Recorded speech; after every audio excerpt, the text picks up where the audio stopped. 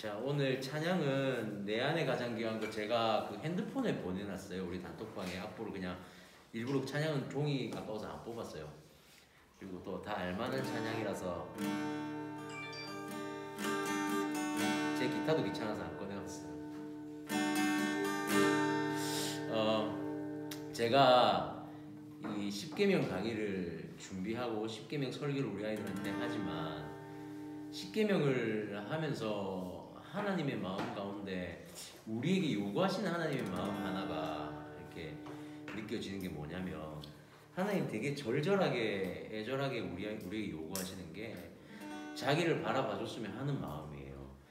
그냥 강제로 우리의 목을 고정시킬 수 있는데 하나님 그렇게 안 하시고 하나님 앞에 우리가 의지적으로 우리가 마음을 열어서 하나님을 봤으면 좋겠다라는 그 하나님의 마음이 저는 되게 많이 느껴져요. 그래서 완전하신 하나님인데도 불구하고 나름 우리를 향한 그 배려와 기다림이 저는 10계명 하는 동안 되게 많이 느껴지는데 특별히 2계명 강의를 준비하면서 드는 생각은 우상에 대한 부분이거든요. 이제 2계명 강의, 그러니까 1계명 강의죠. 1계명 강의를 하면서 드는 생각은 우상에 대한 하나님과 나 사이에 얼굴을 맞대는 그 장면이 나올 건데 특별히 이 마음이 더 강해지더라고요. 하나님 우리와 하나님 얼굴 사이에 아무것도 있지 않기를 원하시고 주님만 사랑하기를 원하는 그 마음이 강렬하게 느껴져서 오늘 우리 찬양으로 그 하나님의 마음에 우리가 보답하고 우리 하나님 그 마음에 뭐랄까요 좀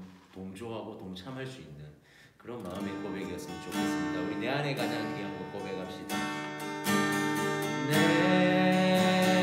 안에 가장 귀한 것 예수를 아니라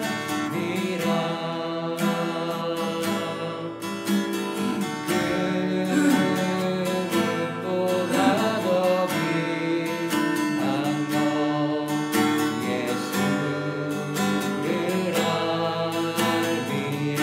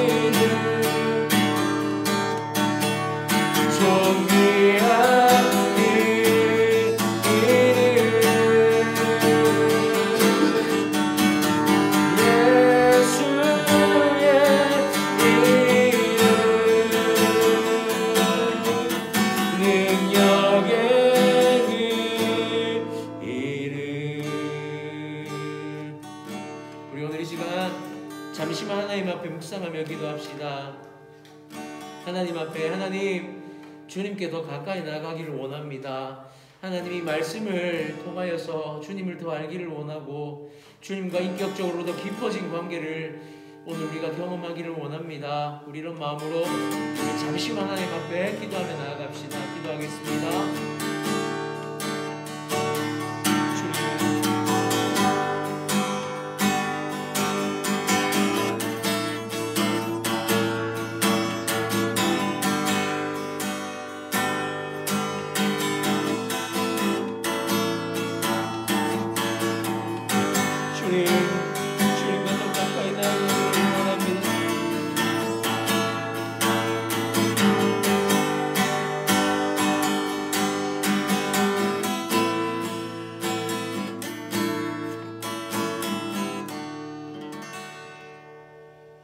하나님 감사합니다.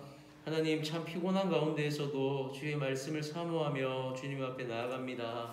하나님 우리가 하나님이 주신 그 계명들을 하나하나 살펴볼 때마다 주님 이 말씀에 우리가 더 녹아 들어갈 수 있도록 도와주시고 하나님 마음을 조금 더 깨달을 수 있도록 주님 도와주시옵소서.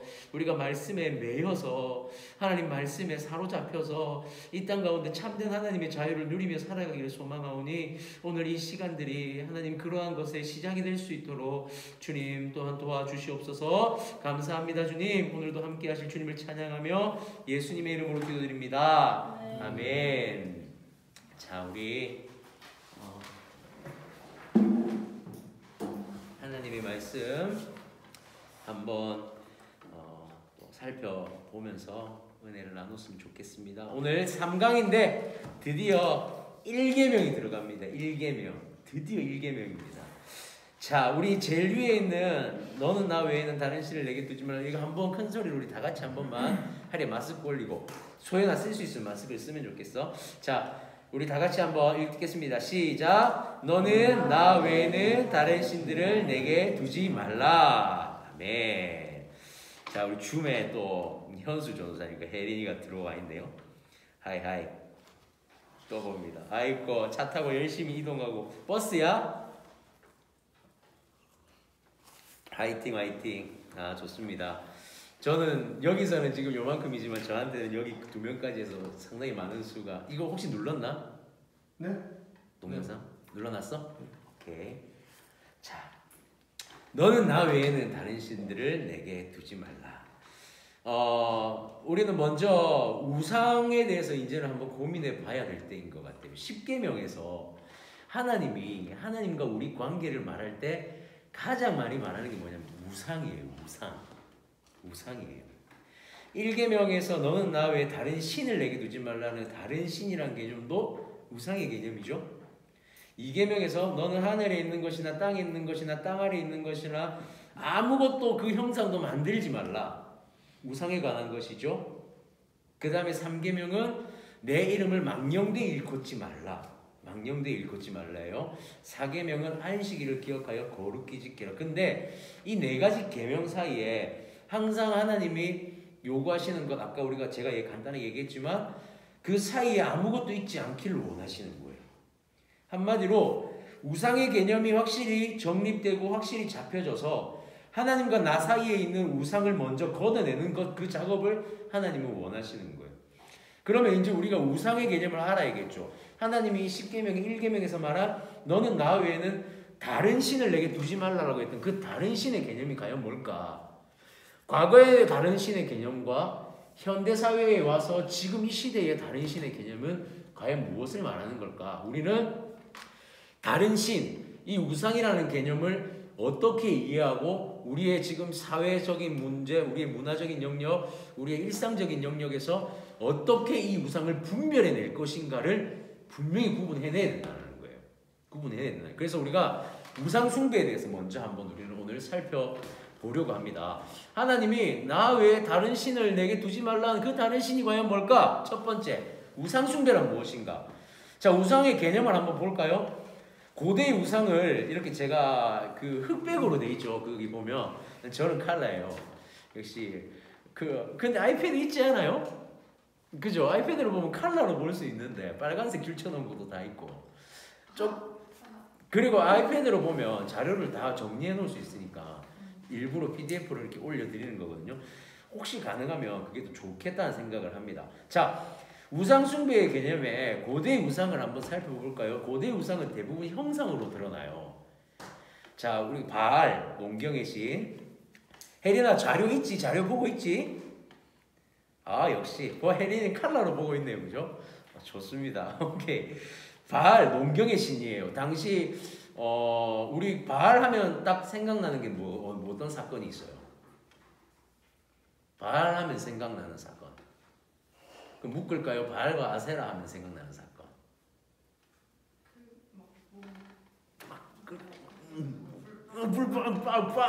불 기억나요 혹시? 이래 혹시 알겠니? 어쩌다 보니 앉아 있는 이래요?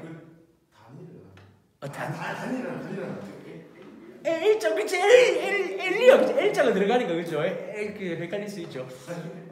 그 엘리야가 850명의 바알과 아세라의 그 제사장들과 싸움을 하죠. 그 이제 제사의 영적인 전쟁을 합니다. 바알과 아세라 신을 섬기는 제사장과 갈멜산에서 전투를 하는데 그게 칼로 치고 박는 싸움이 아니에요, 그죠? 너희들은 너희 신에게 빌어라. 그래서 이 제단에 불이 내리게끔 해라. 나는 우리 하나님께 빌겠다. 그럼 우리 하나님이 불을 주는 자가 이기는 거다. 그렇게 하면서 이제 대결을 합니다. 그때 나오는 바알과 아세라. 혹시 오늘 뭐 갈멜산 가기로 했어? 오케이. 바알과 아세라 신이 거기 나오는데 왜 그들은 바알과 아세라를 딱 그 뭐랄까 성경의 핵심 신으로 이렇게 이방 신으로 딱 등장이 될 수밖에 없었는가? 그리고 오늘도 제가 바알과 아세라 신을 가져온 이유가 있어요. 실제로 그 고대 근동에 그 당시 이스라엘과 그 주변 국가에 이 신화가 있어요. 보면 나라들마다 신화가 다 있어요. 우리나라는 단군 신화가 있죠. 그 다음에 일본 같은 경우도 신화가 있는데 일본 신화도 이렇게 쭉 다 읽어봤는데 이게 개판이에요, 진짜. 진짜 개판이에요. 그 제가 얼마 전에 이집트 신화를 봤어요. 일부러 제가 이집트 신화를 찾아서 이렇게 설명을 쭉 봤는데 이집트 신화는 진짜 세계관 최강이에요, 진짜. 그 태양신 라부터 시작해서 이렇게 되는데 태양신 라가 이거 다 성인들이니까 자기가 자위를 해요. 그래서 정액이 이렇게 나와요. 그게 신이 돼요. 그게 아들 신이 돼요.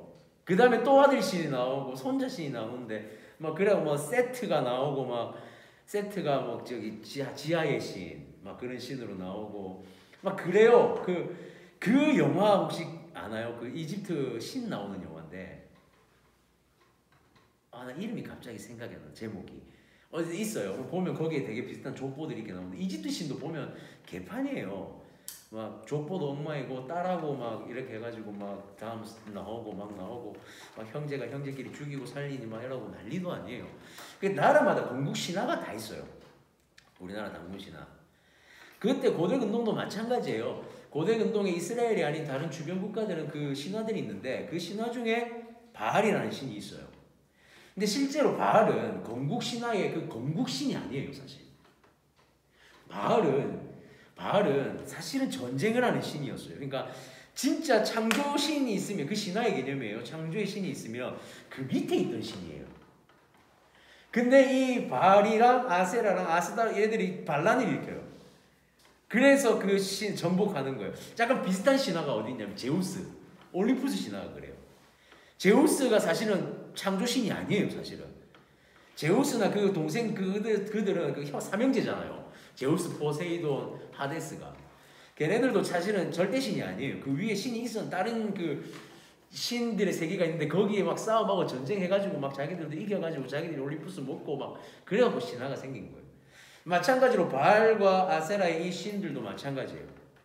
자, 그렇게 해서 이들은 그 신화들 가운데 정점을 이룬 신들이에요. 그 신을 그 주변 국가들이 섬기는 거죠. 하루에 잠이 오면 일어나는 거예요. 여기서는 설교가 있기 때문에 졸면 안 된다, 알겠지? 자, 그렇게 해서 바알이 했는데 바알이 무슨 신이냐? 오늘 보면 농경의 신, 번개의 신. 번개의 신 들으면 저는 제우스가 제일 먼저 생각나거든요. 항상 이 하늘을 다스리는 신들이 번개를 다스리는 것 같아요.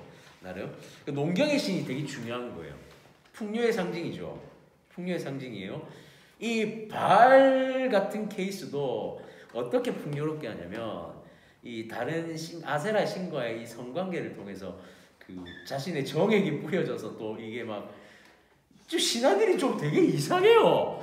그래서 얘네들이 바알과 아세라 신전은 그 성경에 보면 창기들이 있어요. 거기 가면 바알과 아세라 신을 섬기는 방법이 뭐냐면 거기에 있는 창기들과 성관계를 통해서 집단 성관계 이런 성관계를 통해서 제사를 지내는 거예요. 왜냐하면 바알과 아세라가 그렇게 해서 풍요롭게 만든다는 신화가 있기 때문에 그들이 그런 행위를 해야지만 자신들이 풍요를 누릴 수 있는 거예요. 그래서 이들의 신을 섬기는 방법이 문란한 섹스예요, 사실은. 그게 그들의 방법이었어요. 문란한 섹스가 그들의 방법이었어요. 어쨌든 농경의 신, 그다음에 아세라도 마찬가지로 이 아세라 신이 여자 신이 풍요의 신이자 출산의 신이에요. 그래서 제가 오늘 드린 이 아세라에는 가슴이 2개밖에 없는데 실제로 밖에 누구시지 혹시 뭐 파리야 나가서 한 번만 봐줄래? 누가 왔는데 혹시 뭔가 필요해서 오신 걸 수도 있으니까 네.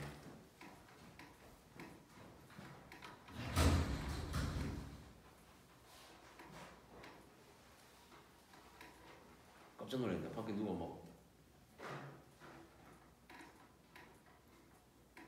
그러면은 제사하고 생긴 애들을 다 낳아요? 응? 제사하고 생긴 애들을 다 낳아요? 그래서 그런 것도 굉장히 많았다 그래요. 사생아처럼 버려지거나 그런 아이들도 굉장히 많았다 그러죠. 실제로 그런 오케이. 그런 성관계를 통해서 일어나는 그 후속적인 일들은 참 말로 표현할 수 없는 일들이 많이 일어났겠죠. 그리고 제사 때 그런 거 아시죠? 바알과 아세라 신을 섬기는 제사 때는 어떤 일들이 일어나냐면 자녀를 잡아서 제물로 바쳐요. 실제로 그런 일들이 일어나는 것들이 소예언서, 예레미야, 이사야 그 이후에서 예언서들이 계속 선지서들이 등장을 해요. 하나님이 이스라엘 백성들과 그들이 어떤 행위를 했냐 그러면 자식을 잡아가지고 제사 지내는 너희들이 그런 행위를 했다 그래요. 실제로 제물로 바치는 이런 것들이 그 신을 섬기는 모습들이었어요. 일종의. 그래서 바알과 아세라 갈멜산에서 싸울 때 그들이 자해를 하고 그들이 그냥 자기 육체를 상하게 함으로 신을 깨우려고 하는 거죠. 그래서 뭐 그런 행위들이 있어요. 어쨌든 출산의 신, 실제로는 아세라 신은 가슴이 한 6개 막 달려있고 그래요. 뭐 그게 그런 거 상징하는 거죠. 다산에 그런 거 상징하는 거죠. 그래서 바알과 아세라가 굉장히 중요한 신이에요. 사실은 그 고대 근동에서 굉장히 중요한 신이에요. 일상적인 그들의 삶의 영역을 꽉 잡고 있는 그 물질적인 영역을 잡고 있는 그 다음에 당시 고대 근동에서 출산의 영역은 굉장히 중요한 부분이었거든요. 아이를 많이 낳는 것만큼 큰 재산이 없었어요.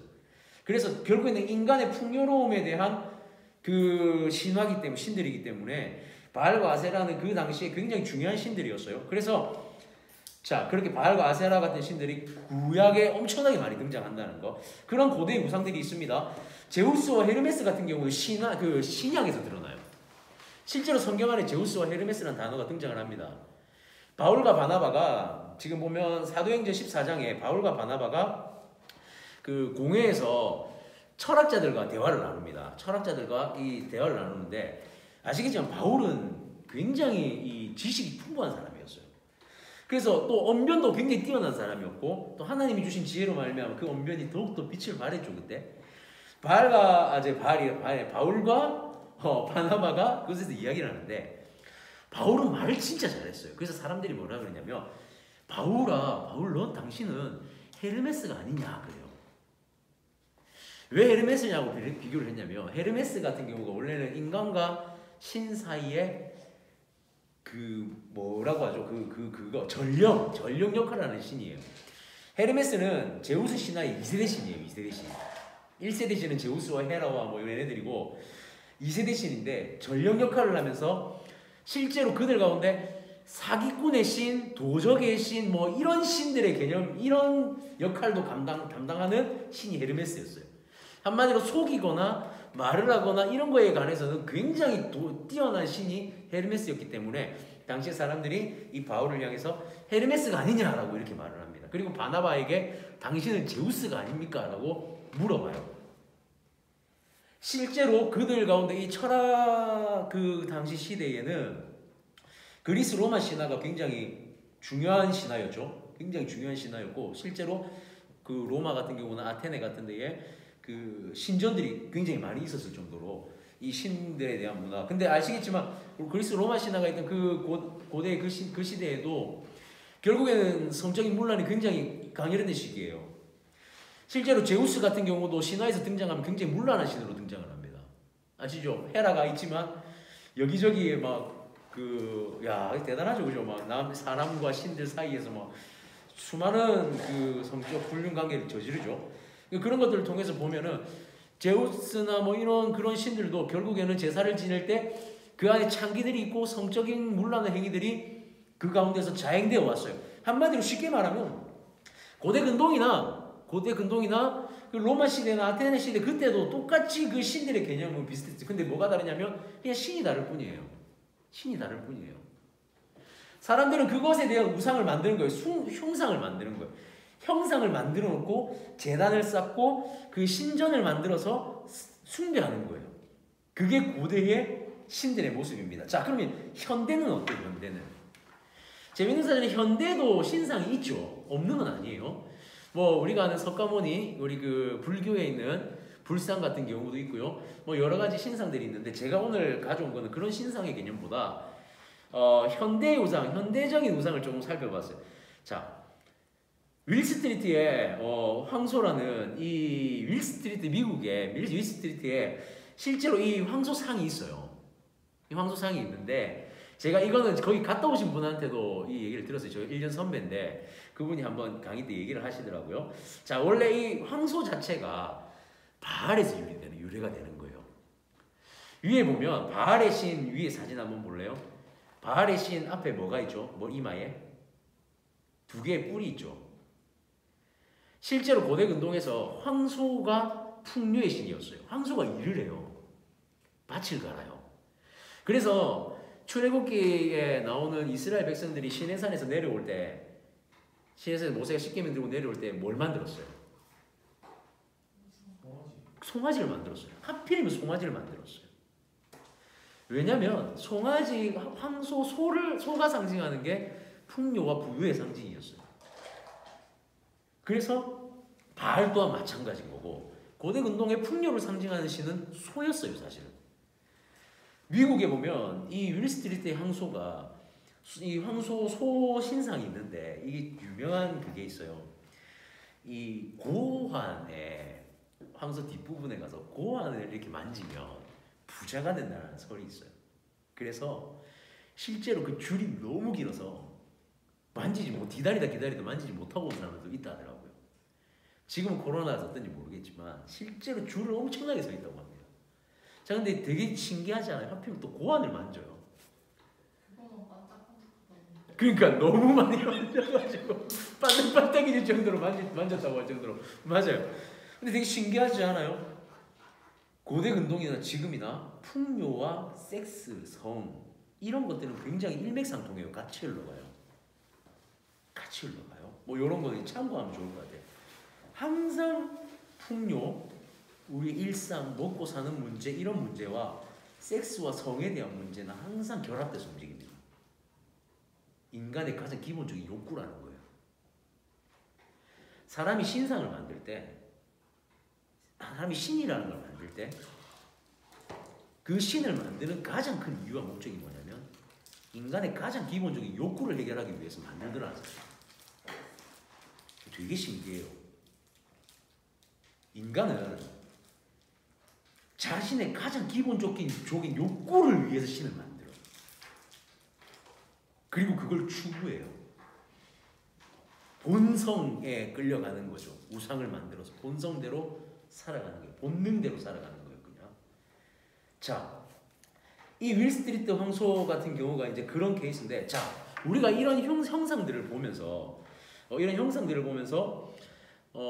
우리는 이런 신상들이 있구나라고 생각하고 끝나면 안 된다라는 거예요. 여기서 말하는 우상 숭배의 이런 신상을 보여준 이유는 이런 신상을 만든 것이 사람이고 사람이 결과적으로 자신의 욕구를 위해서 신상을 만들었는데, 그렇다면 진짜 신상, 우상은 뭘까? 진짜 우상은 만들어진 물건이나 형상이 아니라 이것을 만들어낸 사람의 내면에 있다는 사실이에요. 우상은요, 내가 만들어 놓은 형상에 있는 게 아니라 이 형상을 만들기 위해 마음에 있는 그 마음가짐, 내면, 이게 바로 진짜 우상이다라고 말하는 거예요. 그러면 하나님의 십계명 가운데 이 우상이라는 개념이 현대적으로 일맥상통할 수가 있어요. 그때는 이런 신상이 있었는데 요즘에는 그런 신상이 많이 없잖아요. 또 그런 걸 믿지 않는 사람도 있잖아요. 하지만 하나님 그걸 말씀하신 게 아니에요. 너희가 바알과 아세라를 만들고 우상을 만들고 우상 앞에 절하고 그 우상 자체가 잘못이 아니라 문제가 아니라 그 우상을 근본적으로 만든 너희 마음의 내면이 우상이 가르쳤다라고 말하는 거예요. 즉 우상 숭배는 인간의 마음에 있는 것이고 칼빈은 그에 대해서 밑에 보면 이렇게 말하고 있어요. 인간의 마음은 우상을 끊임없이 만들어내는 공장이다. 여러분 되게 유명한 말이에요. 정말 유명한 말이에요. 마음은 우상을 잉태하고 손은 그것을 출산한다. 즉 우상의 시작은 인간의 마음에 있다는 거예요. 그리고 인간은 언제나 새로운 우상에게 매력을 느낍니다. 근데 여기서 한 가지 더, 새로운 우상이기는 하지만 늘 그 새롭다고 말하는 새로운 우상까지도 과거에 왔던 인간의 내면의 그 본능을 그대로 표현해내요. 그래서 공통점들이 늘 있어요. 그 우상들 안에 새롭다고 말하지만 어쨌든 사람은 우상을 만들어내는 공장이다라는 거예요. 이런 관점에서 여기서 잠깐 스톱해서 한번 생각해봐요. 우리는 그러면 지금까지 얼마나 많은 우상 숭배를 해왔는지, 왜 하나님이 지금 이 시대에 우리에게, 지금 현대 사회에서 우리에게 하나님의 음성이 더 들려지지 않고 하나님의 역사와 성령의 역사가 더 일어나지 않을까? 사실 실상적으로 눈에 보여지는 형상들은 더 많이 사라졌는데 왜 이 땅에는 우상이 더 만연해 있다고 하나님 말하는 것일까? 우리는 그걸 고민해봐야 되는 거예요. 지금 이 자리에 앉아서 이 강의를 하고 있는 저도 그렇고요. 강의를 듣고 있는 우리 작은 예배 동역자들도 분명히 그 우상이라는 게 마음속에 있을 거예요. 있을 거예요. 어떤 우상이 있을까? 어떤 우상이 있을까요? 하나씩 혹시 한번 떠오르는 게 있다면. 미디어. 일. 미디어. 오케이. 미디어. 돈. 오케이. 내 내면에 나의 욕구와 나의 본능을 사로잡는 나의 우상. 미래에 대한 안정감. 안정감. 그렇지. 또 뭐가 있을까요?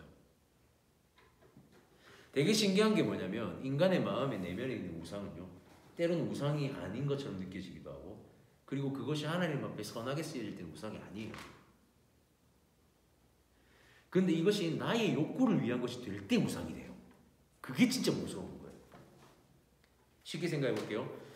저는 사역 준비를 하는 게 되게 중요한 사람이에요.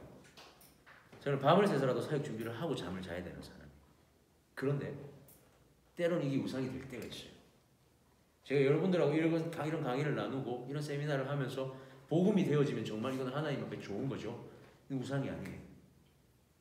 그런데 이게 우상이 될 수가 있어요. 우상의 여지가 있다는 거예요.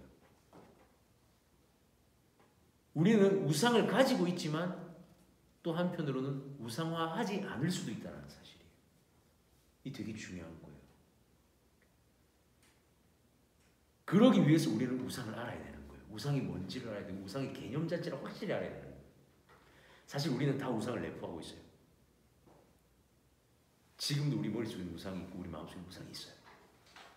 우리는 우상을 제거한다는 개념이 형상을 없애는 개념이 아니라, 그래서 하나님 바울은 그렇게 말하죠. 너희가 무엇을 하든지 하나님의 영광을 위하여서 하라. 너희가 무엇을 하든지 하나님의 영광을 위하여서 하라. 그럼 그것은 우상이 아니라 그래요. 또 그렇게 말하죠. 마태복음에는 너희는 먼저 그 나라와 그 일을 구하라. 그리하면 내 모든 것을 너희에게 더하시리라. 너희가 하는 것들이 하나님 나라를 위한 것이라면 그건 우상이 아니라는 거예요. 근데 그 앞에 뭐가 나오죠? 무엇을 먹을지, 무엇을 마실지, 무엇을 입을지 걱정하고 고민하는 그 순간 그것은 나의 우상이 되는 거예요. 동일한 것들이 나에게있지만 그게 우상인지 아닌지는 하나님을 향한 나의 중심의 문제라는 거죠. 우리는 그 개념을, 우상의 개념을 확실히 해야 돼요.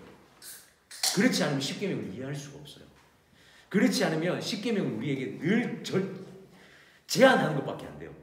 아무것도 못하게 만들어요. 자, 예를 들어서 이거 하나 던져볼까요? 주일날 돈 쓰는 거 돼요, 안 돼요? 아니, 해도 되고 안 해도 돼. 해도 되고 안 해도 된다. 우리 교회에서는 이제 몇몇 분들이 돈 쓰는 게 안 된다고 하시는 분들이 있어요. 왜냐면 좀 우리 집에만 가도 우리 어머니가 집에는 아니지만 한 달이 건너서 이제 본가를 가게 되면 우리 어머니 주일에 돈 쓰면 죽는 줄 알아요. 돈을 쓰면 안 돼요, 우리 어머니는. 자, 그분들의 신앙인 거예요. 그분들의 신앙이에요. 하지만 중요한 것은 우리는 이제 또 이렇게 볼 수 있는 거죠. 우리가 돈을 쓰는 것이 그냥 나의 유익을 위한, 물론 밥을 먹기 위해서 난 먹을 수 있다고 생각해요. 내가 내 건강을 위해서 밥을 먹는 거 필요해요. 자, 그리고 만약에 이런 거예요. 제가 뭐 할이나 이래 우리 그 팀이 가서 식사의 교제를 나눌 수 있다. 쓸 수 있죠. 하나님의 영광을 위해서 우리가 함께 말씀을 나누고 또 식탁의 교제를 통해서 하나님을 더 찬미하고 교제가 될 수 있다면 그것은 굉장히 좋은 도구로 쓰여지는 거죠. 자, 그런데 오늘 가자. 오늘 딱 가서 부어라 마셔라 딱 하고 우리가 오늘 배 터지게 한번 먹고 놀아보자. 이렇게 되면 또 문제가 될 수 있는 거예요. 생각의 나름이고 생각하기의 문제고 중심의 문제라는 거예요. 중심의 문제. 하나님은 제한을 하시려고 하는 게 아니에요. 하나님은 우리의 중심을 점검하기 원하시는 거고 우리의 중심이 하나님께 도달해 있기를 원하시는 거예요. 향해 있기를 원하시는 거예요. 그런 우상의 개념을 우리가 분명히 알아야 되는 겁니다.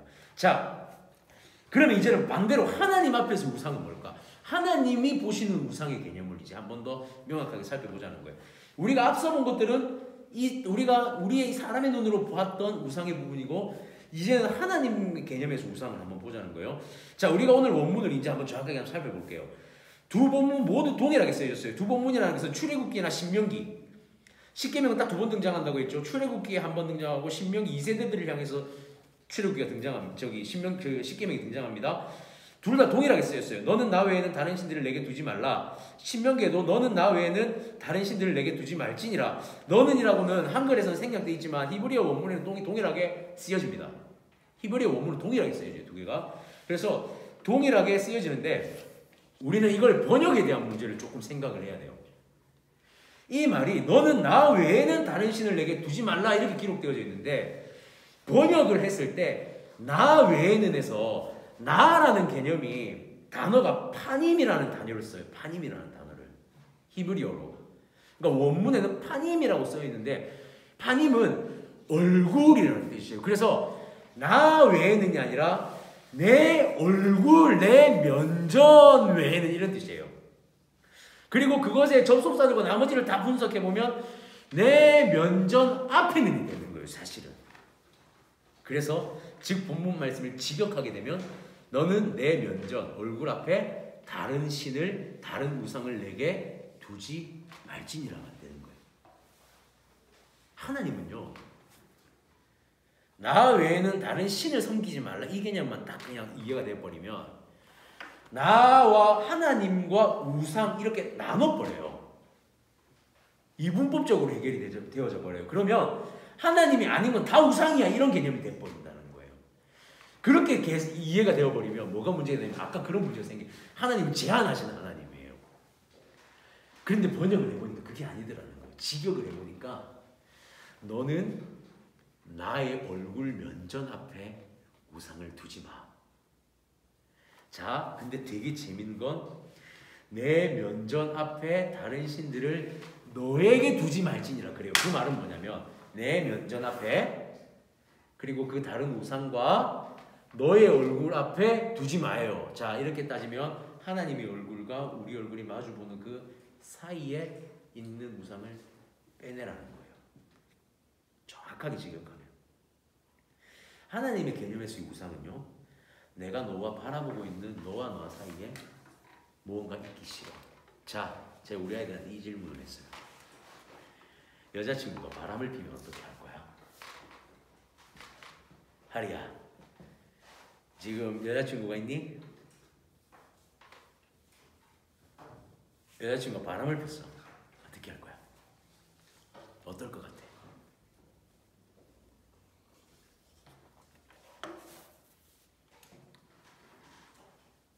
그런 생각 안 해봤어? 난 진짜 수도 없이 했는데. 기다리십시오. 곧 질문 들어갑니다. 두 분. 현장에서 바로. 안 된다. 야, 그걸 고민하냐? 바람을 피면 어떻게 할 거냐는 거야. 고민이 돼. 소연아, 너 어떻게 할 것 같아? 남자친구가 바람을 폈어, 만약에. 저번 주에 이거 얘기했잖아요. 저는 진짜 사람 치고 그냥 동물 치고 그러지. 그냥 그냥 다시 안 보고 그냥 그래도 지난주 얘기했었나요? 어떻게 안 됐지? 죽는다잖아. 그죠? 그게 근데 이거예요. 쉽게 말하면 한눈 파는 거잖아요. 쉽게 말하면 두 사람이 마주 보기를 원하잖아요. 사랑을 하면 계속 쳐다보기를 원하잖아요. 이렇게 보고 있으면서 이렇게 보고 있으면 안 되잖아요. 그래서 연애할 때 선글라스 끼면 안 돼. 특히 미러 있는 거 끼면 안 돼. 그냥 안 보여. 이게 돌아가면 안 된단 말이야. 하나님은 너와 나 사이에 우상이 끼어 있는 걸 원치 않아라고 말씀하세요. 너와 나 사이에 네가 한눈을 팔 무언가가 있지 않기를 원해. 네가 나만 봤으면 좋겠어. 나는 너만 보는데 너는 나만 보지 않을래? 1계명은 이거예요. 1계명. 내 면전 앞에 다른 신을 두지 말라는 것은, 내 면전 앞에 다른 우상을 두지 말라는 것은, 우리 앞에 우상 숭배는 내 마음에 있는 거랬죠. 나와 너의 얼굴 앞에 다른 마음을 두지 마.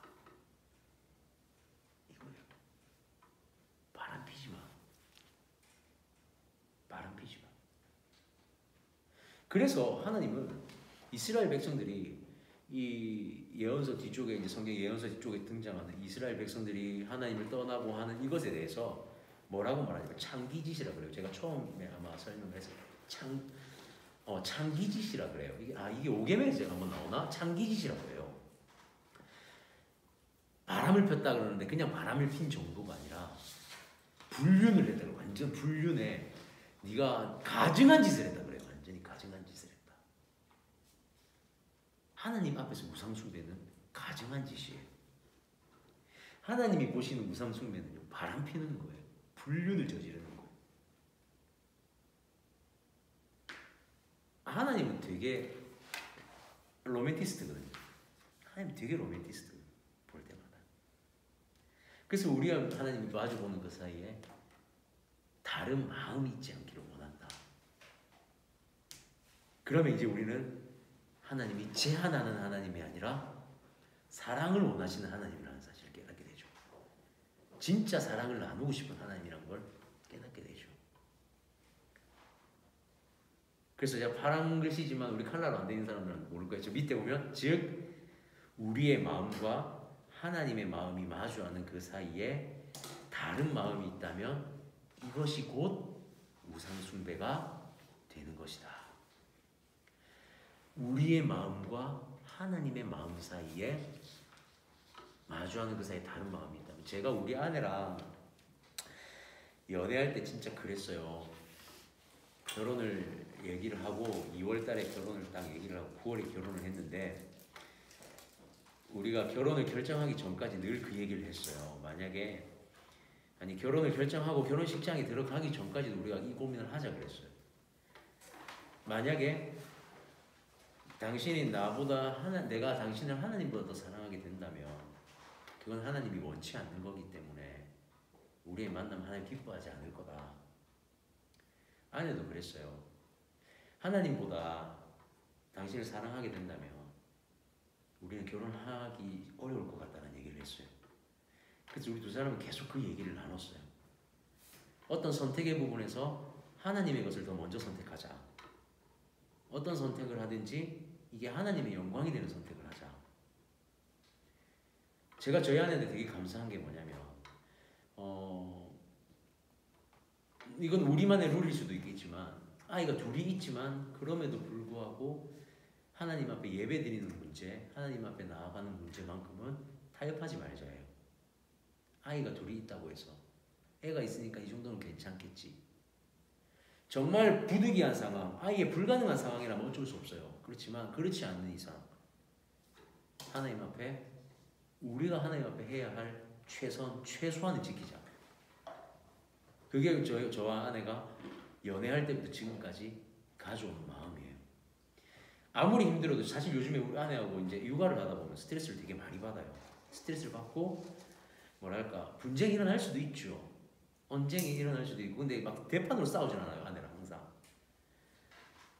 어떤 마음이냐면 저는 저 같은 경우는 그렇게 얘기를 해요. 하나님 앞에 나가서 기도해요. 진짜 그냥 하나님 이런 어려움이 있습니다. 근데 이런 어려움이 뭐가 문제냐면 그냥 아내와의 불화의 문제가 아니라 이런 어려움 때문에 하나님 나라에 대한 지장이 생깁니다. 하나님의 영광이 가립니다. 내가 사람들 앞에서 거짓말을 하게 됩니다. 아무 일 없는 것 같이 거짓말을 하게 됩니다. 그러니까 하나님의 영광을 가리고 싶지 않은 거예요. 만약에 이걸 가지고 해결하지 않고 하나님 앞에 그냥 이걸 가지고 있는 채로만 간다면 저는 지금도 강의를 하면서 여러분 앞에 거짓말을 하고 있는 게 되는 거예요. 그럼 이것 또한 하나님 앞에 우상 숭배가 되겠죠. 그런 거예요. 하나님 마음과 내 마음이 일치해야 되는 거예요. 하나님 마음이 일치하고자 노력해야 되는 거예요. 내가 하나님 앞에서를 보는 거예요. 호람데오의 마음을 보는 거예요. 계속해서. 하나님은 그렇게 사랑의 관계를 요구하시는 거예요. 세상에 가장 귀한 것이 하나님이 되기를 원하는 거예요. 그게 바로 하나님의 입장에서의 우상이에요. 우상 숭배의 개념. 우리가 그걸 좀 확실히 찾고 가면 좋을 것 같아요. 그렇다면 하나님은 왜 우상 숭배에 금지하셨는가? 첫째, 관계가 깨어져요. 하나님은요 단호하신 분이에요. 물론 이후에 용서하시고 기다리시지만 그 죄에 대한 우상 숭배의 죄에 대한 부분은 단호하신 분이에요. 자, 확고한 관계를 위해서 이 얼굴이라는 단어를 사용했어요. 하나님이 그냥 너와 나 사이에 그냥 너 내 앞에 우상을 두지 마 이렇게 하지 않고 내 얼굴 앞에 너와 내 얼굴 사이에 아무것도 있게 하지 마 라고 했던 이 단어를 사용했던 이유는 굉장히 강력한 의도로 강력한 의미를 담기 위해서였어요. 너 바람 피면 죽어라는 의미예요. 진짜로. 절대 바람 피지 마. 밑에 질문으로 넘어갈게요. 하나님은요 이스라엘 그리고 지금 이 시대에 이 시간 우리와 나와의 친밀한 관계를 원하세요. 절대적인 충성과 사랑을 원하세요. 근데 여러분 그거 아세요? 사랑은요 되게 배타적이에요. 사랑이 포용적인 걸 봤어요. 다른 대상에게. 우리 둘과의 사랑 가운데 다른 대상에게 포용적인 사랑은 없어요. 나와 부부관계, 우리 아내와의 부부관계에서 이 사람을 포용할 수 있는 건 없어요. 쉽게 말하면 이런 거예요. 우리 아내는 진짜 싫어요. 자기 앞에서 다른 여자를 배려하는 거 싫어요. 좋아하는 사람 좋아해요? 내 남자친구가 내 앞에서 다른 여자를 배려하고 다른 여자 편을 든다면 어떨 것 같아? 완전 빡치는 거 아니야? 그거는 감당할 수 없이 빡치고 그렇지 않았으면 그거는 내 120만 원짜리 기타를 들고 때릴 거야 아마. 진짜로 이 용서할 수 없는 거예요. 사랑은요 배타적이에요. 사람들이 사랑은 포용적이라고 하는데 포용적인 건 나와 그 사람의 관계에서 포용이 되는 거지 나와 그 사람의 관계가 아닌 다른 관계에서만큼은 포용되는 게 아니에요. 배타적이에요. 굉장히 배타적이에요. 하나님은 그 사랑의 관계를 원하세요. 그 사이에 끼어들기를 원치 않으세요. 완전한 하나님과의 1대1의 관계를 원하세요. 그리고 코람데오 그렇게 우리는 그 마음을 가지고 내가 하나님이 보이지 않는 곳에 있다고 생각할지라도 내 눈에 하나님이 보이지 않는다 할지라도 나는 하나님이 지금 내 앞에 계셔라는 마음을 가지고 코람데오의 마음으로 하나님과의 관계를 유지하기를 원하시는 거예요. 만약에 우상 숭배, 즉 하나님의 면전과 하나님의 우리의 면전 사이에 우상이 들어올 때 이 하나님의 관계가 깨어진다라고 말하는 거예요. 깨어진다고 말합니다. 그리고 가장 중요한 건 진정한 자유가 상실되죠. 하나님과의 관계가 깨어지는 순간 진정한 자유가 상실돼요. 저는 이건 직업에서 조금 예를 들면 좋지 않을까 싶어요. 직업적인 부분에서. 이 하나님과의 관계가 제일 많이 부딪히는 게 뭐냐면 사실은 직업이에요. 직업. 먹고 사는 문제, 그렇죠? 의식주에 대한 해결에 대한 문제가 사실은 이런 부분에 대해서 굉장히 직설적으로 다가와요. 직설적으로 다가와요. 우리는 하나님께서 조금만 벗어나면 돈도 좀 많이 벌고 우리는 조금 더 괜찮고 괜찮은 삶을 연명하고 살 수 있을 것 같아요. 또 나는 또 나의 시간이 더 자유로워지고 더 많은 걸 누릴 수 있을 것 같이 여겨져요. 근데 제가 첫 시간에 얘기했죠? 첫 시간, 둘째 시간에 얘기했죠? 진짜 자유가 아니에요. 울타리가 사라져 버리는 거예요. 더 이상 하나님의 영역에서의 보호받을 수 있는 나의 영역이 사라지는 거예요. 에덴 동성의 그 영역이 사라지는 거예요. 하나님과의 관계가 깨어져 버리고 실질적인 진짜 하나님 안에서의 자유가 상실되는 거예요. 하나님은요, 제가 밑에 특별히 이렇게 적어놨어요. 하나님과 우상의 차이를 별표를 해서 넣어놨어요. 자, 하나님은 스스로 있는 자, 야훼세요. 그리고 반대로 우상은 인간에 의해서 만들어진 거예요. 이게 뭐냐면, 자, 하나님이라는 창조주 안에서의 자유는 광대한 범위예요. 그분이 정한 영역 안에서 우리가 수없이 생각할 수 없을 만큼 넓은 자유를 누릴 수 있어요. 그런데 인간이 만든 그 자유의 선이라는 건 결국에는 인간의 한계 안에 속해 있다는 거예요. 우리는 여기서 자유의 개념을 다시 한번 볼 수 있는 거죠. 하나님 안에서의 자유는 오히려 훨씬 더 광대합니다. 하나님과 함께 소통하면서 얻게 되는 그 자유는 훨씬 더 방대해요. 근데 우리는 어떤 시각으로 보냐면 하나님의 시각으로 보지 않고 내 시각으로 이렇게 보고 있는 거예요. 이렇게 내 눈을 이렇게 탁 이렇게 보고 다녀요. 그래서 내 눈에 이렇게 있는 내 눈에 들어오는 게 다 자유라고 생각해요. 그래서 이걸 자유라고 단정 지어버리고 이곳에서 내가 만든 나의 법, 나의 기준에서 자유를 누려버리죠. 그러면 진짜는 사라지고 가짜 속에서 살게 되는 거예요. 이게 어떤 개념이냐면 매트릭스 영화 봤어요? 매트릭스 영화 봤어요? 매트릭스라는 그 가상현실에서 살고 있는 사람들 아시죠? 매트릭스는 가상현실에 사는 사람들 자기 눈에 보이는 게 진짜인 줄 알아요. 근데 진짜가 어디 있죠? 진짜는 이미 멸망해버린 지구죠. 지구의 현실이죠. 사실 그걸 아는 사람들은 진짜 자유를 향해서 달려가죠. 그래서 그 나오는 네오라는 주인공이 어떤 사실 개념이에요. 그 위쇼쇼키 형제 맞죠? 위쇼쇼키 형제가 이제 자매가 됐죠. 걔네들이 그 거시기를 해가지고 조금 애매한데 원래는 걔네들이 그걸 만들 때 사실은 성경적인 관점을 가지고 만든 거예요. 실제로 매트릭스를 만들 때 인간이 진짜 자유를 찾기 위해서 매트릭스라는 눈에 보여지는 자유가 아니라 진짜 자신들의 자유를 찾기 위해서 시온이라는 그 안에서 기계와 싸우는 거예요. 진짜 자유를 찾기 위해서. 근데 자신들이 싸운다고 해서 이 자유가 얻어지지 않는다는 걸 깨달아요. 절대적인 누군가가 나타나서 자신들에게 자유를 줘야 된다고 말해요. 그게 누구냐면 주인공인 네오라는 사람이에요. 그가 자신을 희생해서 인간에게 자유를 주죠. 인간에게 자유를 허락해요. 자유가 다시 돌아오게 돼요. 인간의 울타리 영역이 생기게 돼요. 되게 재밌는 건 인간의 울타리가 자유라는 걸 얻을 때 인간의 울타리가 생겨요. 인간들만이 살 수 있는 울타리가 허락돼요. 그때 자유라고 말한다면 울타리가 없어야지 자유라고 말하지만 그렇지 않아요. 진짜 자유는 진짜 울타리가 있는 게 자유예요. 우리는 그걸 하나님의 울타리죠. 하나님 울타리라고 말하죠. 우상이 그 안에 들어온다면 우리의 자유는 깨어져 버려요. 인간이 만든 우상, 시스템 또는 오히려 인간을 억제합니다. 하나님 앞에서 선 존재로 살아간다는 건 반대로 방대한 자유를 누릴 수 있다는 거예요. 창조주의 절대적인 그 권능에 의해서 누릴 수 있다는 거예요. 자, 그렇다면 이제 마지막이에요. 거의 마지막에 다가갑니다. 왜 우상에 빠질까요? 사람들은. 특히 믿는 사람들도. 왜 우상에 빠질까? 이래야. 왜 우상에 빠지는 거 같니? 자기가 먹고 싶은 일이잖아요. 그 욕구가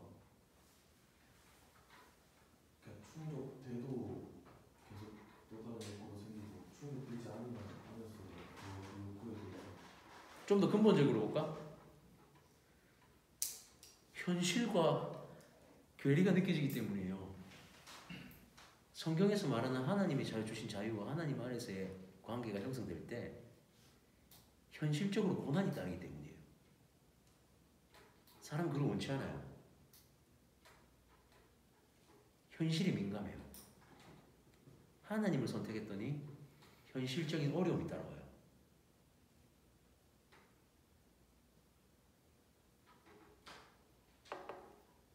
물질적인 부분에 제한을 당하죠. 11조를 내야 되고 헌금을 해야 돼요. 삼녀라, 하나님을 선택했더니 세상적인 제한들이 들어오듯이 지켜야 할 것들이 생기죠. 범하지 말아야 될 것들이 생기죠. 근데 현실은 그걸 요구하지 않아요. 현실은 반대로 요구해요. 그거 누려야지. 다 가져야지. 이래 네가 좋은 대학을 가려고 하는 이유가 뭐야? 현실적인 너의 영역을 채우기 위한 거잖아. 사실 이건 아니라고 말할 수 없잖아요. 얼마 전에 저희 아내가 언니들하고 친한 언니들하고 모임을 했어요. 그 언니들은 나름 잘 벌어요. 나름 잘 벌어요. 한 자매님은 카지노에서 일을 하세요. 오, 딜러요. 되게 잘 벌어요. 한 분은 스튜어디스 출신의 강사예요. 그래도 먹고 살 만큼 벌어. 집안도 잘 살고. 저희 아내랑 이렇게 모임을 하는데 제 얘기가 나왔어요. 그렇게 맨날 잠도 못 자고 맨날 빡세게 일을 하면서 대체 얼마나 버는 거냐고. 그래서 아내가 제 페이를 공개를 했어요. 너무한 거 아니냐고. 그러면서 뭐가 딱 나왔냐면 교회 욕이 나왔어요. 교회 너무한 거 아니냐. 그 우리 아내 입장에서는 다 그렇게 살아간다. 다 그런 게 이상한 거 아니냐. 그렇게 쇠가 빠지게 진짜 매일 그렇게 밤잠도 못 자고 일을 하면서 아니 월급 100만 원도 안 되는데 왜 다니냐고. 거기 왜 있냐고. 자, 세상의 기준이에요. 세상의 기준에서는 용납이 안 돼요. 그게 절대 현실적이지 않아요. 근데 우리는 뭘 보고 가죠? 하나님의 나라를 보고 가는 거예요.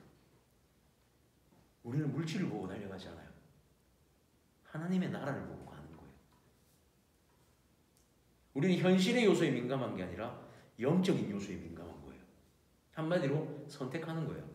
내가 어디에 민감할 것이고 나는 어디 앞에 서 있을 것인가. 하나님이야 세상 앞에 서 있을 것이냐. 그 문제를 던지는 거예요. 왜 우상에 빠지는가? 단순하죠. 현실에 민감하기 때문입니다. 밑에 보면 우리가 말했죠. 바알과 아스다롯 같은 경우도 그렇죠.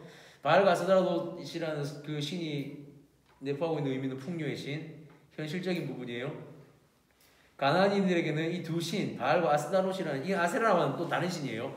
아스다롯이라는 신은 소출과 다산을 결정하는 신이었기 때문에 삶에 영향을 미치는 현실적인 요소였어요. 자, 현실적인 요소에서 이스라엘 백성들이 하나님을 선택할까요? 바알과 아스다롯을 선택할까요? 하나님이 계시지만 그들은 바알과 아스다롯을 동시에 선택했어요. 하나님을 선택하지 않은 게 아니에요. 하나님과 바알과 아스다롯을 동시에 선택했어요. 왜냐하면 하나님은 나에게 영적인 풍요를 주시지만 나의 실질적인 삶의 풍요를 얘들이 준다고 믿었어요. 그러니까 둘 다 예배하는 거예요. 근데 아까 말했죠. 하나님 너와 내 면전 사이에 아무것도 있지 않기를 원해. 실제로 바알의 잔칫날이라는 말이 등장을 합니다. 보게 되면 그 인간의 욕심을 채워주는 신이고 호세아서에는 바알의 잔칫날이 굉장히 풍요한 잔치로 열려요.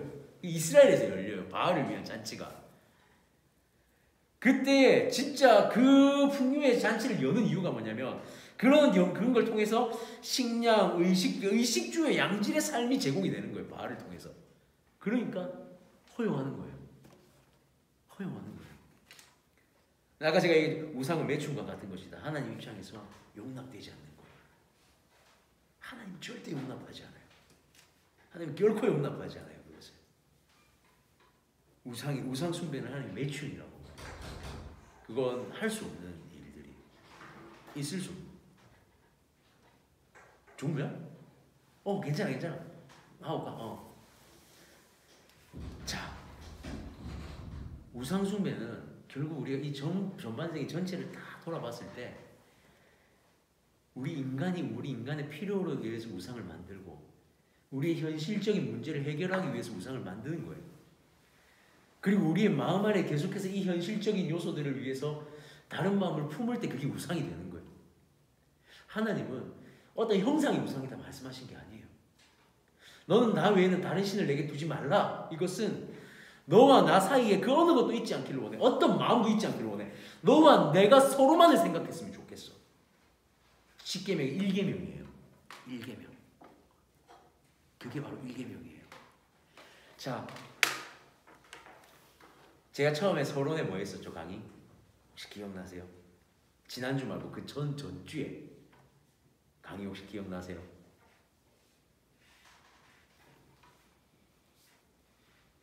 기억이 나면 잘못된 거예요. 처음에는 그거 했죠. 십계명이 왜 중요한가? 결국에는 십계명 안에는 하나님의 사랑이 담겨져 있다. 그거였어요. 그 두 번째가 뭐였죠? 지난주에 두 번째 강의가 나는 내 하나님을 뭐하냐. 그렇죠. 센스 있게 찾아봐야지 빨리. 자기소개 하시죠. 자기소개 하세요. 나는 하나님이야. 난 너의 하나님이야. 자기소개 하세요. 그리고 세 번째가 뭐예요? 나 너의 하나님인데 나 너랑 사랑하고 싶어. 자기의 의지를 정확하게 표출하고 시작하세요. 그 다음에 2계명 다음 주부터 넘어가게 되면 어떻게 되냐면 2계명부터 이제 그게 시작되는 거예요. 어떤 무상 어떤 성 만들지만 하나님 구체적으로 이거 뭐냐면 여러분들 연애할 때 그런 거 있지 않아요? 우리 이건 하지 말자. 우리 이런 건 하면 안 돼. 우리 이런 거는 같이 할까?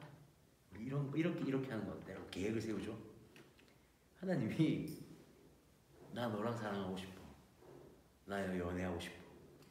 나 너랑 나와 둘만 바라보고 싶어. 오늘 그거 선전보고 하시고. 그러니까 고백하시는 거예요. 지난주에 자기소개. 나 이런 존재야. 이번 주에 나 너랑 함께 있고 싶어.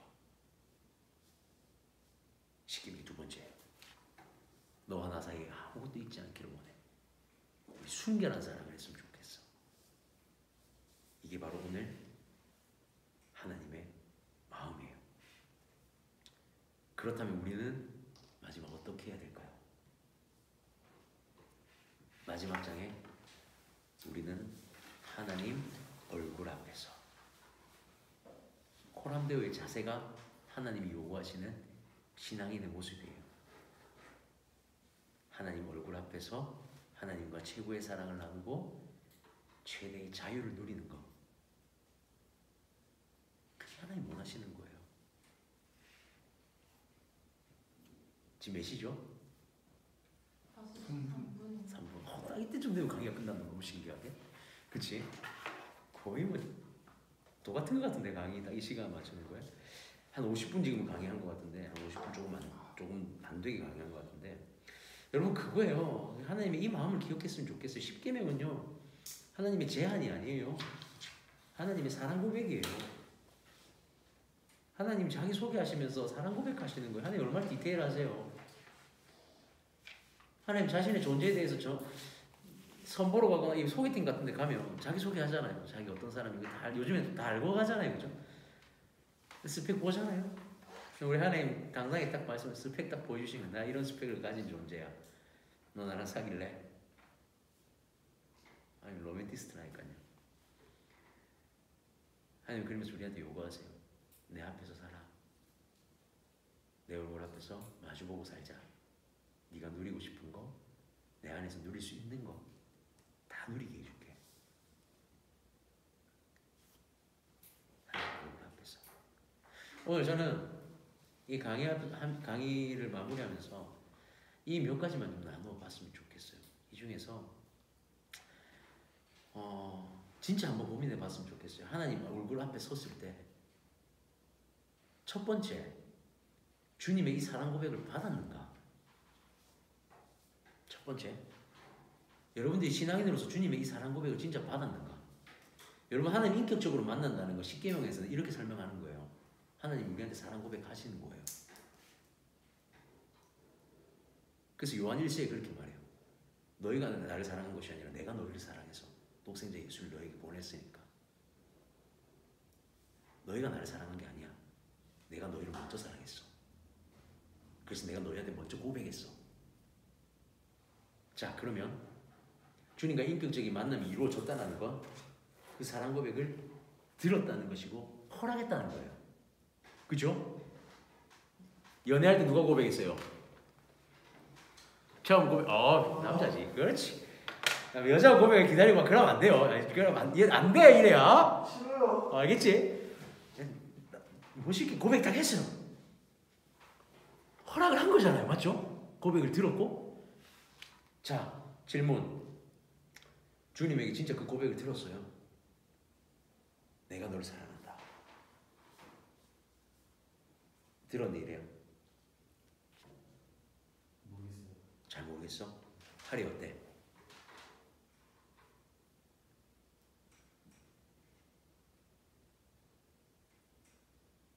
그 고백을 들었니 하나님 앞에?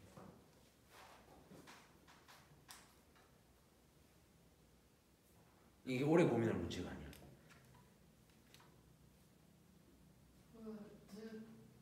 들었다보다는 느꼈다. 그렇죠, 그렇죠. 하나님의 표현이 음성으로 오는 건 아니니까 느꼈다.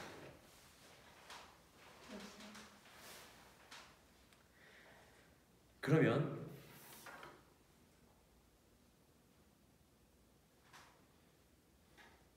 연애를 하면 사랑한다는 고백을 하루에 한 번 이상 하죠. 사랑해. 자, 하나님과 그 고백을 하고 있으세요?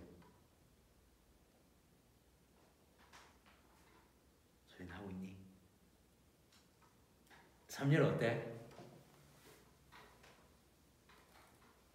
그럼 내가 이걸 물어볼게요. 그 하나님과의 그 사랑의 고백을 어떻게 하니? 진짜 사랑한다고 할 때도 있고 감사하다고 할 때도 있고 표현하죠. 그럼 하나님의 표현은 어디서 듣니? 하나님의 표현이 말씀하시기도 하고 그냥 내가 찬양을 느껴지기도 하고 찬양을 하고 찬양에서도 느껴지기도 하고 성경을 읽기도 하고 우리가 표현하는 것은 대부분 기도죠. 찬양의 고백이나 기도로 표현해요. 그러면 우리의 이런 결론이 나와요. 하나님 앞에 말씀을 보거나 기도를 하거나 찬양을 하거나 그런 행위가 없이 하나님과의 사랑 고백이 있을 수 있을까요? 불가능해요. 10계명은요. 10계명 1계명은요. 더 엄밀하게 따지면 너와 하나님과의 소통에 창구가 있느냐예요. 1번 강의 때 기억나요? 10계명은 하나님과 소통. 기억나요? 제일 마지막에? 기억나야 돼요. 이건 진짜 중요한 거예요. 대화, 소통, 의견 교환, 대담이라고 얘기를 했었거든요. 1번 강의 때. 자, 주님이 우리에게 사랑 고백 하셨어요. 우리 하나님과 소통하기 위해서 기도하나요? 찬양을 부르나요? 하나님 앞에 고백하나요? 말씀으로 우리가 음성을 듣나요? 제가 엊그제 우리 하리한테 그랬어요. 하나님 인격적으로 만났니? 하리한테 물어봤지? 하나님 인격적으로 만나잖아요. 하나님 인격적으로 만났다는 거 하나님의 말씀이 읽혀진다는 거고 기도가 이루어진다는 거고 찬양이 흘러나온다는 거예요. 주님과 인격적인 만남을 정확하게 표현하면 하나님과 사랑의 관계가 형성됐다는 거예요. 시작됐다는 거예요. 사랑의 관계가 시작돼서 연애가 시작되고 결혼이 시작됐는데 카톡을 안 주고받아요. 문자를 안 주고받아요. 밤이 돼서 집에는 안 들어가요. 그게 정당한 부부관계인가요? 대화를 안 해요. 밥도 같이 안 먹어요. 연애를 하는데 그건 말이 안 되잖아요. 우리는 이거 현실적으로 봐야 돼요. 쉽게 말하면 하나님 앞에서 라는 말은 되게 많이 들어봤어요. 하나님 앞에서 살아야 돼 라는 말은 되게 많이 들어봤어요. 근데 하나님은요, 하나님 앞에서 사는 걸 하나님과 소통하는 거예요. 오늘 이 자리에 왜 이래가 앉아 있었는지 모르겠어요 사실. 근데 강의를 이렇게 하면서 계속 이래가 보여요. 저는.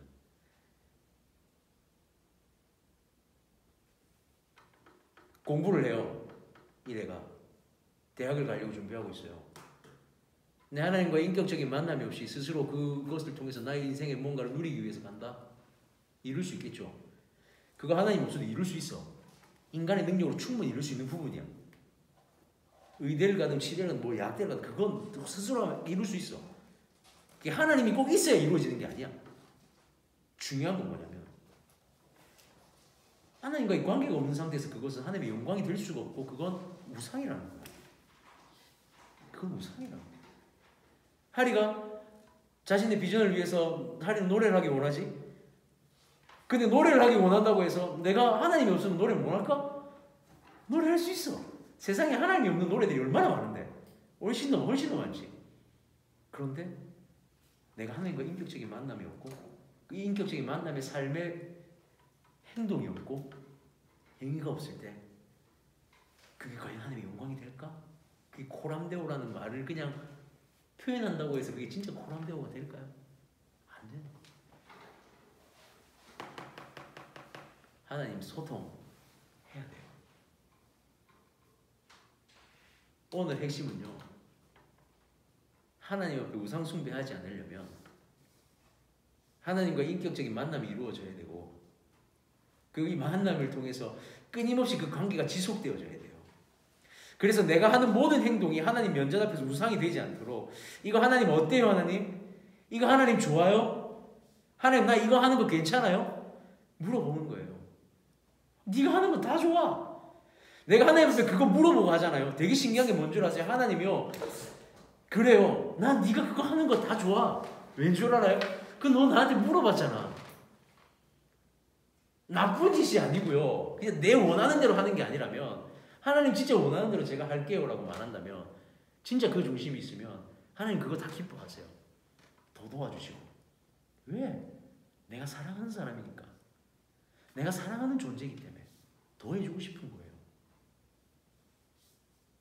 우리는 오늘 그 우상 숭배가 우리에게 사라져야 돼요.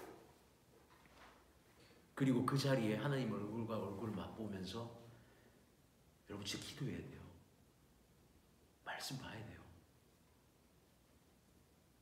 찬양 부르세요. 전 어제도 혼자 여기 앉아가지고 저는 사역 중간에 전 출근하면 저는 저 담임 목사님인데 그때 그 얘기를 했어요. 저는 좀 진짜 말하자면 저는 좀 또라이라서 그냥 다 얘기해요. 뭐 다른 교회 가면 뭐 교육전도사, 부교육자, 담임 목사님하고 대화도 못한다는데 그냥 그런 거 잘 몰라요. 하루에 와가지고 1시간은 교육자들 기도할 시간이 필요하다고. 하루에 내가 와서 하나님 앞에서 개인적인 예배를 드릴 시간이 필요하다고. 우리 목사님 그러시더라고요. 좋다고. 그렇게 해야 된다고. 좋다고 하세요. 저는 토요일날 출근하면 저는 여기서 최소 1시간은 저는 여기서 개인 예배 드려요. 혼자서 주일 토요일날 아무리 바빠도. 찬양 콘티 올리기 전에 그렇게 하고 올리는 거예요. 혼자 개인 묵상하고 찬양하고 하나님 앞에 경배드리고. 평일에 매일 밤마다 여기 와서 새벽 3시, 4시까지 있다가 요즘에 계속. 그 중에 1시간 이상은 요즘에 기도회를 하기 때문에 기도를 하고 할 수 있으면 하고 제가 더 늦게 오게 되면 혼자서 기도를 해요. 필요해요. 요즘에 기도를 크게 안 해요. 조용히 앉아서 그냥 하나님 앞에 생각해요. 그냥 하나님하고 같이. 하나님 여기까지 어디까지가 하나님 맞는 것입니까? 하나님 원하는 것입니까? 라고 물어봐요. 정답은 하나님 앞에 있어요. 근데 정답이 하나님 앞에 있을 때 그게 우상 숭배가 아닌 게 되는 거예요. 정답이 나에게 있으면 그건 우상 숭배가 돼요. 정답이 하나님께 있으면 그건 하나님의 뜻이 되는 거예요.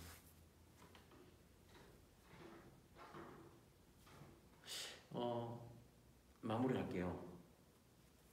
잠시 한 5분 정도 시간을 드리겠습니다. 그냥 찬양 이렇게 계속 조금씩 부르면서 할 테니까 여러분들이 하나님 앞에 첫 번째 하나님 면전과 내 면전 사이에 있을 우상들 고민해 보세요. 만약 인격적으로 주님을 만나지 못한 사람이 있다면 주님과 만남을 기대하세요. 주님 나한테 사랑한다 고백할 때 그것을 받아들일 준비를 하세요. 그리고 누려지는 진짜 자유를 맛보세요. 그리고 세 번째는 결단하세요. 내가 하나님과 소통할 창구를 열겠습니다. 제가 하리하고 예리한테 여기 두 사람이 있으니까 시작했으면 끝을 봤으면 좋겠어. 적당히 그냥.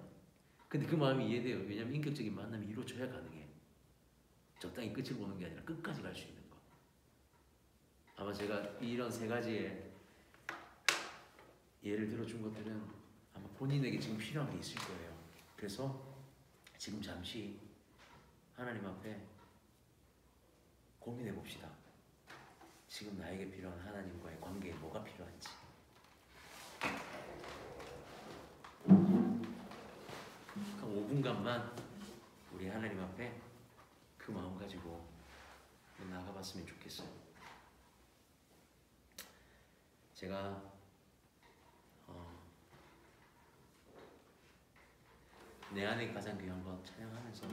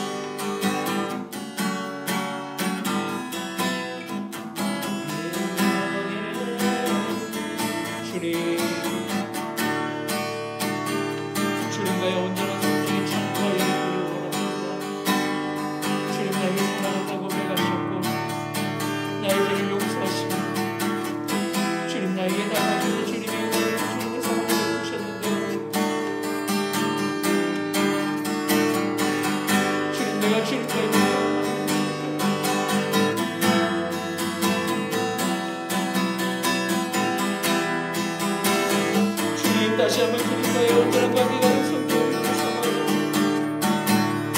주님과 영성적인 온전한 만남이 이루어지게 하시고 주님 내 안의 삶의 문제들이 해결되어 줄 수 있도록 주님 도와주시옵소서.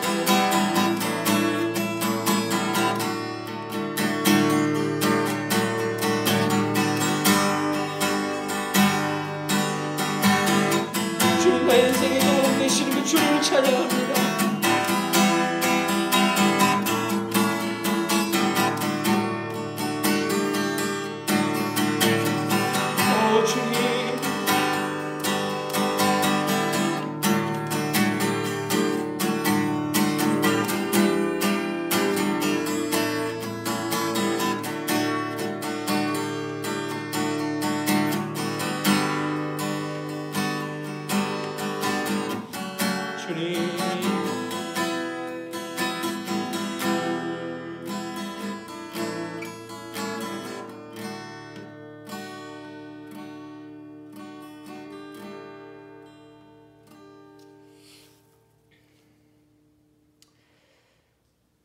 하나님 아버지 감사합니다. 주님, 하나님과 나의 얼굴 사이에 아무것도 있지를 원치 않으시고, 하나님과 나의 얼굴 사이에 오직 두 존재가 바라보면서 서로 사랑하고 서로 교제하면서 하나님의 영광을 나타내며 살기를 원하는 것이 주님의 바람인데, 주님 이제껏 나는 주님 그렇게 살지 못했습니다. 하나님, 인격적으로 주님을 만나지 못한 모습도 있었고, 인격적으로 주님을 만났다고 하지만 주님과의 그 소통의 창구를 열지 못한 모습도 내 가운데 있었습니다. 하나님 아버지, 그러나 오늘 이 시간 다시 한번 주님의 말씀 앞에서 하나님과 온전한 사랑의 교제와 관계를 회복하기를 소망합니다. 하나님, 말씀을 펴게 하시고 기도의 창구를 열게 하시고 주님을 향한 그 찬양의 사랑 고백들을 올려드릴 수 있는 하나님, 그러한 우리 예배자들이 될 수 있도록, 우리 하나님의 온전한 사람들이 될 수 있도록 주님 붙잡아 주시옵소서. 주님, 한 주간 살아갈 때에 하나님이 말씀 붙잡고 끊임없이 주님 앞에서 몸부림치며 살아가는 또한 그러한 참된 예배자, 신실한 예배자 되기를 간절히 소망합니다. 주님, 우리와 함께하여 주시옵소서. 감사드리며 예수님의 이름으로 기도드립니다. 아멘.